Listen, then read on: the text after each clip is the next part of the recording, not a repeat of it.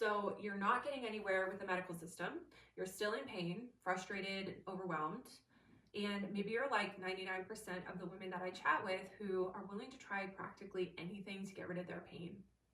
You're doing all the things and it's just exhausting. And so I want to tell you about Jody because she found herself in that exact situation. So when Jody and I first spoke, she was in this state of hopeful desperation. Okay, she was desperate for relief. She was willing to try anything. And after trying everything and feeling like she was just kind of throwing spaghetti at the wall, she was hopeful that I would tell her that I could help her and that it didn't involve meditation, mindfulness, or wishful thinking. You see, after Jody had enough of the medical system's games, she, in a sense, kind of took things into her own hands and she started researching. Like, she went into full-on research mode. She started reading all the books, The Body Keeps the Score, The Way Out. She started listening to Dan Buglio.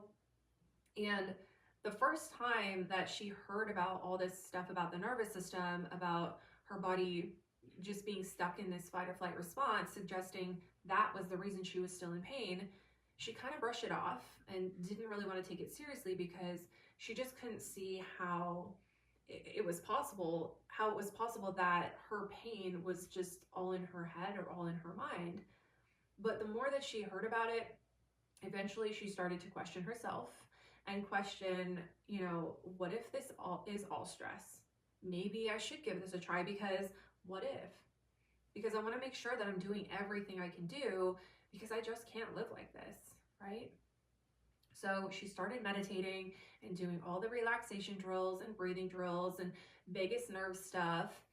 And when she did them, she did feel calmer and a little bit more relaxed, but her pain was still there. And she really struggled with meditation because she had such a hard time with it. She couldn't clear her mind. She couldn't sit still because of the pain, and she was just never able to get comfortable. And so she would just get so frustrated, more and more frustrated with herself, and like, why did it have to be so hard? And so, and yet she fully committed. She fully committed to all the self-help, the self-care routines. She tried journaling, tried cold exposure therapy. She tried really hard to get better sleep, but she just couldn't really stick to any of it for long term. Plus, she wasn't sure if it was even really doing her any good.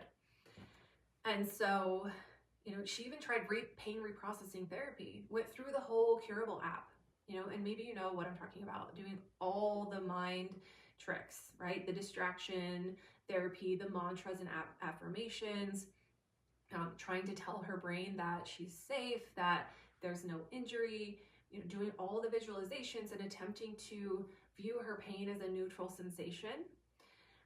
But no matter how hard she tried, she just couldn't seem to think the pain away. She couldn't seem to convince herself that her pain was purely a mind-body condition. And it didn't make sense, right? She was working so hard, doing all the things that they say you should do, and by now her nervous system should be regulated. So what was she doing wrong? And maybe today you find yourself in a similar position. You're trying so hard, you're researching, you're regulating, relaxing, you're doing all the things that the experts say you should do, and it's frustrating.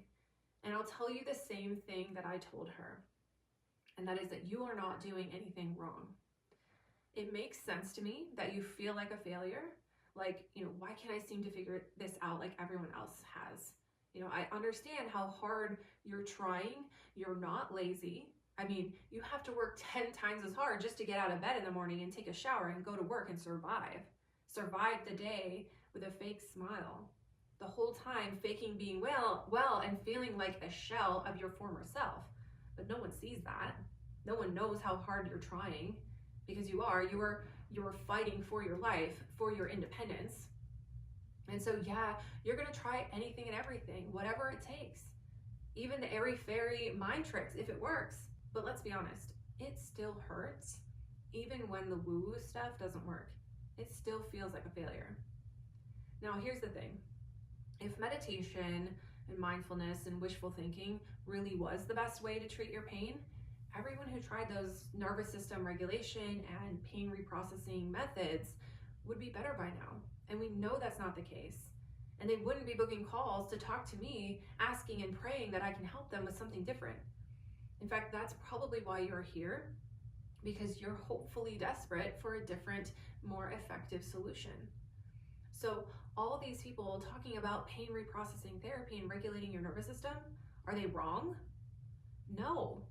Am I saying that this approach is bad and a waste of your time? No. Because mindset is important and it can bring temporary relief, and at the very least, keep it from escalating. Because yes, fear and stress can make pain worse. So by controlling those variables, you can interrupt that toxic cycle.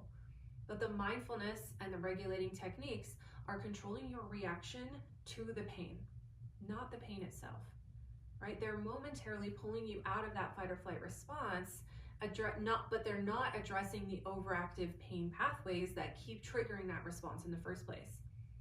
And you may not realize this because no one has explained this to you. No one has taught this to you, right? But if you have chronic pain, you have overactive pain pathways. And until you address this, you will continue to struggle. You will continue to have pain. You will continue to go into this fight or flight mode, feeling wired and tired. Do you see the difference? So yeah, meditation, mindfulness, wishful thinking, is it helpful in terms of feeling grounded and present in life? Could that have an impact on your experience of pain on a day-to-day perspective? Maybe. I think it could. And if you have overactive pain pathways, any impact that it's going to have is going to be mediated against the very real physiologic reality that you have overactive pain pathways. So if you want to meditate, more power to you. I love Insight Timer. High five, you to you. And whether you do that or not, you still need to address this. You still need to address your overactive pain pathways.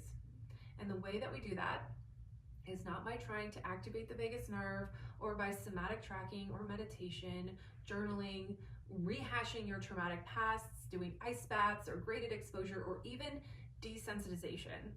The way we do that is with sensory and tactile retraining strategies, where we are essentially teaching the brain and the body to speak the same language again and quieting down the sensitive and reactive nerves that are firing like crazy.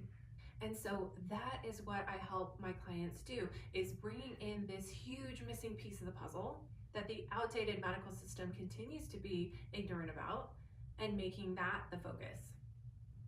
So if this is making sense to you, if you have this sense of hopeful desperation, and you can now see how this is different, and you're hopeful that this is something that could help you, set up a call with me and let me walk you through my assessment so that we can see if you'd benefit from retraining your pain pathways. Sound good? Amazing.